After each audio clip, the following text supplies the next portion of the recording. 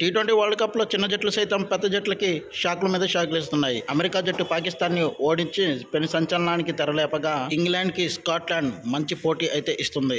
England super 8లోకి ప్రవేశించాలంటే Scotland Australia మధ్య జరిగే మ్యాచ్లో ఆస్ట్రేలియా విజేతగా నిలవాలి. అంతేకాకుండా ఇంగ్లాండ్కి మిగిలి ఉన్న మ్యాచ్ గెలిస్తేనే ఇంగ్లాండ్కి సూపర్ 8 అవకాశాలు ఉంటాయి. ఇంగ్లాండ్ నిన్న జరిగిన ఒమన్తో జరిగిన మ్యాచ్లో చాలా అద్భుతమైన విక్టరీ అయితే నమోదు చేశారు. ఇప్పటి వరకు టీ20 ఫార్మాట్లో 3.1 ఓవర్లోనే ప్రత్యర్థి టీం పెట్టిన టార్గెట్ని ఏ ఒక్క టీం కూడా చేస్ చేయలేదు. అలాంటి అసాధ్యకరమైన ఫీట్ని కూడా ఇంగ్లాండ్ చేసి ఒక నవశకానికి నాంది పలికింది. ముఖ్యంగా ఇంగ్లాండ్ కెప్టెన్ జాస్ బట్లర్ ఒకే ఓవర్లో 4 ఫోర్లు, 1 సిక్సర్ బాదాడు. మొదట బ్యాటింగ్ చేసిన ఒమన్ 13 ఓవర్లకే ఆల్అవుట్ అయిపోయింది. కేవలం 47 పరుగులు మాత్రమే చేసింది. ఇంగ్లాండ్ బౌలర్స్లో ఆదిల్ రషీద్ ఏకంగా 11 పరుగులు మాత్రమే ఇచ్చి 4 వికెట్లు పడగొట్టాడు.